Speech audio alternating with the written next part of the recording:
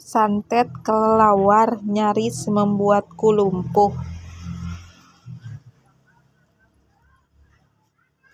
Aku tidak tahu dari mana kelelawar itu datang, namun akibat yang ditimbulkan sungguh membuatku tersiska. Bahkan aku nyaris lumpuh dan kehilangan segala-galanya.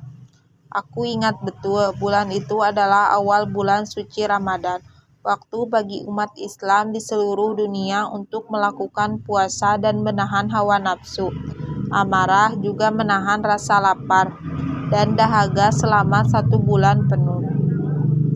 Di mana kebetulan juga malam itu jauh pada malam Jumat Kliwon. Seperti hari-hari biasa pada setiap pukul 3, kebiasaanku adalah bangun dari tidurku untuk melaksanakan sholat malam, sunnah tahajud, juga sholat hajat. Malam-malam yang tak pernah aku lewatkan untuk selalu berkomunikasi dengan Gusti Allah melalui sholat malam. Malam itu sebelum aku terbangun dari tidurku yang sangat lelap, aku bermimpi datangi sosok makhluk seperti seekor kelelawar besar dari atap kamarku. Aku tidak tahu dari mana kelelawar itu datang. Yang kulihat sepertinya makhluk itu adalah menyerang tubuhku yang dalam keadaan sedang berbaring di tempat tidurku. Seketika aku tersentak dan terbangun. Setelah aku sadari bahwa ternyata yang baru saja aku alami tadi hanyalah mimpi belaka. Aku pun segera saja beranjak dari pembaringanku, melangkah menuju kamar mandi untuk mengambil air wudhu. Sesampainya aku di kamar mandi, aku mengalami kejadian yang sangat aneh. Secara tak terduga, tiba-tiba saja tangan kananku bergerak dengan sendirinya dan secara refleks ingin memukul wajahku sendiri. Dengan refleks pula aku segera menahan ayunan tangan kananku yang mengarah ke wajahku hingga dengan tangan kiriku.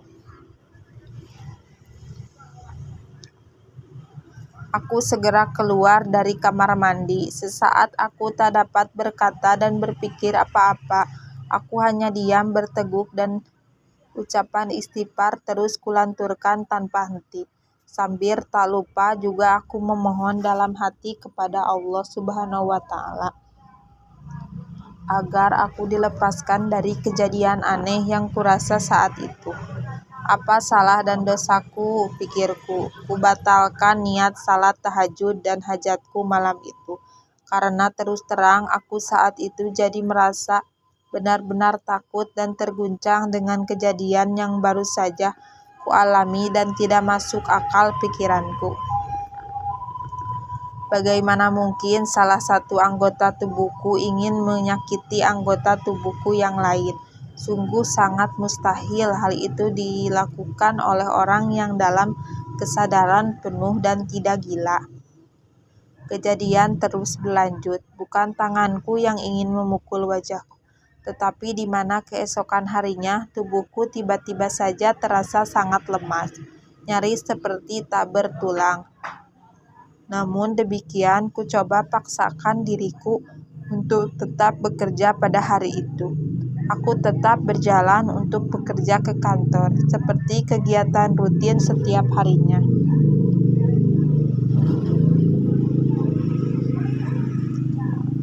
Namun setibanya di kantor, kurasakan seluruh tubuhku semakin bertambah lemas, dan seolah tidak ada daya sama sekali atasku yang mengetahui dan melihat keadaanku saat itu. Memberi saran kepadaku untuk segera memeriksa diri ke dokter. Dia memberi izin padaku untuk pulang saja guna berobat ke dokter dan beristirahat beberapa hari sampai kondisiku sudah memungkinkan untuk kembali ke kantor dan bekerja seperti biasa. Tanpa buang waktu dan banyak pikir lagi, aku pun langsung kembali pulang ke rumah untuk kemudian pergi ke dokter praktek guna memeriksakan kondisiku yang semakin terasa lemas. Akhirnya hasil dari pemeriksaan dokter itu, aku memang diharuskan istirahat total selama beberapa hari. Beruntung pimpinanku di kantor sudah memberi izin. Jadi aku tidak perlu repot-repot lagi mendatangi kantor, hanya sekedar untuk meminta izin atasku. Aku pun mengambil kesempatan itu untuk pulang ke rumah orang tuaku agar dapat beristirahat total, sesuai yang dianjurkan dokter yang memeriksaku. Setibanya di rumah orang tuaku, aku disambut dengan ketidakmengertian orang tuaku. Kenapa aku kembali ke rumah mereka? Setelah kujelaskan semua keadaanku, dan mereka mengerti, aku langsung beranjak ke kamar tidur. Dan langsung aku rebahkan tubuhku yang terasa lemas hingga aku tertidur. Entah berapa lama aku tertidur, sampai beberapa waktu kemudian tiba-tiba saja aku terbangun. Kejadian malam di rumahku terjadi kembali. Di rumah orang tuaku, jiwaku semakin terguncang. Istriku yang kubicarakan keadaanku yang berada di rumah. Orang tuaku segera datang menjemputku untuk kembali pulang ke rumah, tapi kami sempatkan juga untuk mampir mengunjungi rumah orang tua istriku. Sore harinya aku pulang dengan berjalan kaki bersama istriku dan ditemani adik iparku. Di tengah perjalanan, tiba-tiba ujar kakiku terasa seperti ada sesuatu yang masuk. Entah itu apa, tak sempat kulihat. Benda itu seperti berjalan terus menjalar sampai ke ujung kepalaku. Sampai akhirnya kurasakan mulutku tertarik ke kanan. Mataku terbuka lebar dan tubuhku kejang-kejang. Istri dan ipar-iparku yang melihat semua itu hanya bisa menangis. Mereka tak tega melihat kondisi badanku seperti itu. Aku masih bisa mendengar bisikan adik ipar di telingaku agar aku tetap membaca istighfar, sedangkan istriku segera mencari kendaraan taksi untuk membawaku ke rumah sakit pelabuhan Cirebon. Sesampainya di rumah sakit itu, aku langsung dimasukkan ke UGD dan dengan cepat didatangi oleh seorang dokter perempuan. Saat itu telingaku masih mendengar suara tangisan istri dan adik iparku. Dokter yang menanganiku membisikkan kalimat di telingaku untuk tetap mengucapkan istighfar. Alhamdulillah, keajaiban terjadi seketika. Itu mulutku kembali seperti semula. Dokter yang menanganiku saat senang dan tidak hentinya mengucapkan alhamdulillah.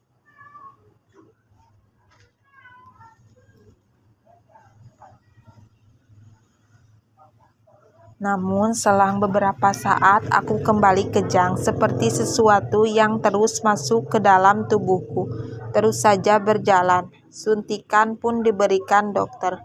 Terasa obat di tanganku mengalir. Sepertinya suntikan itu adalah obat untuk meringankan kejang. Lalu aku dibawa ke ruang perawatan. Setibanya di pembaringan, kurasakan kepalaku berat seperti terdapat batu yang besar mendidihnya. Tangan kanan dan kaki kananku terasa lemas seperti tidak dapat digerakkan. Keesokan harinya pengobatan dilanjutkan. Aku dibawa ke ruang scan untuk dilihat apa penyebab sakit yang di kepalaku. Saat itu aku ditangani oleh seorang dokter ahli saraf. Ahli dari scan didapat. Ternyata di kepalaku ada darah menggumpal yang menutupi otakku, sehingga otakku tak dapat berfungsi sepenuhnya.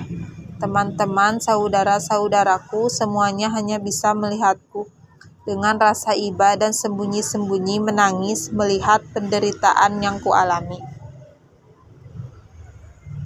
Selama 11 hari aku merasakan sakit. Tiba-tiba tingkah lakuku pun sepertinya menjadi aneh. Bicaraku sering melantur. Ketika ibuku menanyakan nomor telepon kantorku, aku lupa. Anehnya lagi, pada setiap orang yang datang, ibuku selalu bertanya kepadaku, "Siapakah ini yang bersama ibu? Kamu masih kenal kan?"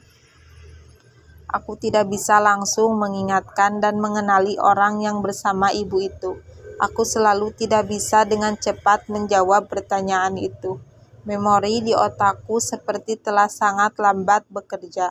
Dokter ahli saraf pun akhirnya menyarankan kepadaku untuk melakukan scan kembali.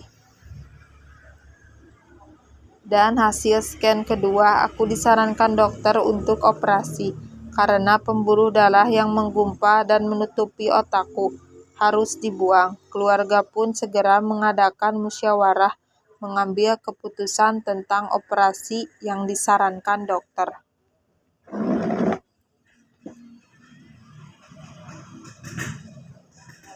Dari hasil musyawarah, ternyata keluargaku menolak dilakukan operasi atas diriku.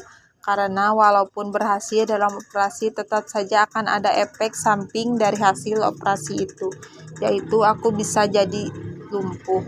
Apalagi dokter pun tidak bisa bertanggung jawab penuh atas hasil operasi hidup atau matiku.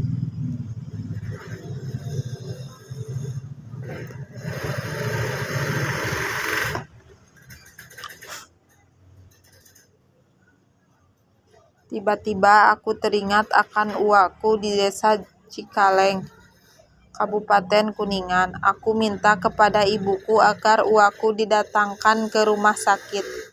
Ibuku pun segera mengabulkan permintaanku dengan menelepon uakku untuk dapat segera datang ke rumah sakit menemaniku.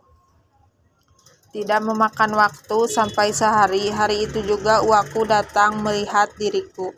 Melihat kondisiku, uakku lalu menyarankan agar aku segera dibawa pulang saja, karena menurutnya kondisi penyakit yang kuderita bukanlah penyakit medis, tetapi penyakit non-medis, penyakit yang tidak bisa disembuhkan dengan peralatan dokter. Secanggih apapun, tapi saat itu keluargaku tidak begitu saja percaya dengan ucapan uakku, dan mereka tidak mengizinkannya. Mereka masih tetap bertahan dengan menyembuh dari dokter rumah sakit itu. Maka uakku pulang kembali ke Cikaleng. Malam berikutnya di rumah sakit, aku bermimpi bertemu dengan seorang kuncen.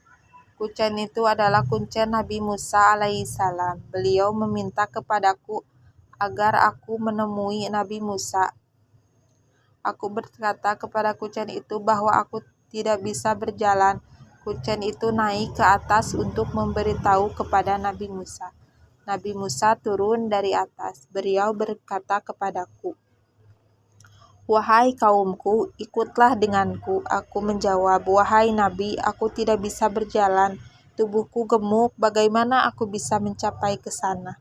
Kemudian Nabi Musa mengangkatku seolah aku tidak mempunyai beban berat. Lalu aku dibawanya ke atas. Di sana aku diperlihatkan sebuah mushola yang sangat indah. Di sana kulihat ada 4 orang yang sedang berzikir dengan memakai sorban putih. Aku pun bertanya kepada Nabi, "Wahai Nabi, apa yang dilakukan orang itu?" Nabi lalu menjawab, "Itulah kaumku yang menepati mushola ini. Apabila kamu mau, akan kujadikan kau kaumku juga." Aku membalas, "Wahai Nabi Musa, jangan kau ambil diriku dulu, karena diriku belum sepenuhnya membahagiakan orang tua dan istriku, di mana anakku juga masih berusia 9 bulan, masih sangat butuh kasih sayang seorang ayah. Aku mohon kepadamu ya Nabi." "Baiklah kalau itu maumu, hanya satu yang kuminta darimu. Bisakah kau mempertahankan ibadahmu agar engkau tidak menjerumus menjadi orang-orang yang tersesat? Kalau engkau masih bisa mempertahankan semua itu, kau akan tetap menjadi kaumku," kata Nabi. "Insya Allah ya Nabi, aku akan mencoba mempertahankan ibadahku," jawabku. Lalu aku dibawa berkeliling musola. Betapa megahnya musola ini. Tetapi aneh, mengapa di pojokan masih ada kayu yang keropos? Aku pun bertanya kepada Nabi, "Ya Nabi, mengapa musola yang begitu megah ini masih ada kayu yang keropos?" "Itulah satu tugasmu di dunia," jawabnya. Aku kemudian dibawa kembali ke bawah dan aku diturunkan. Seketika itu aku terbangun dari tidur lelapku. Anehnya, aku merasa kondisi badanku itu telah lebih fit, aku lalu meminta kepada keluargaku untuk meminta izin agar aku bisa segera pulang. Keesokan harinya, dari pihak keluargaku pun menghadap ke dokter yang selama ini menanganiku. Tetapi dokter yang menanganiku tidak mengizinkan pulang karena mengingat kondisi fisikku. Selain belum benar-benar pulih, dokter spesialis saraf juga tidak mau bertanggung jawab apabila terjadi sesuatu kepadaku jika aku memaksakan hendak untuk pulang ke rumah. Ditambah lagi karena mata sebelah kananku pun tidak bisa melihat. Tapi aku dan keluargaku meyakinkan dokter bahwa insya Allah tidak akan terjadi apa-apa pada diriku. Karena aku begitu yakin kalau uakku dapat membantu untuk proses penyembuhan selanjutnya. Sebelumnya, aku memang telah disarankan oleh uakku untuk dirawat di rumahnya.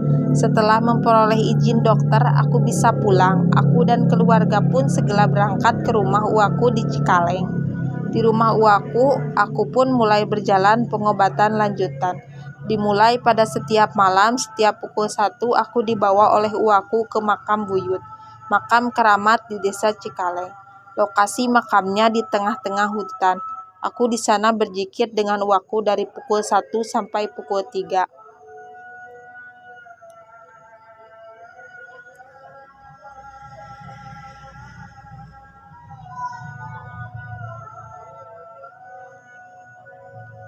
Jawabku sungguh mengherankan. Menurutku, uakku terkena serangan santet yang sangat ganas, di mana menurut uakku lagi semua itu adalah karena perbuatan teman sekantornya yang merasa iri karena aku dekat dengan atasanku.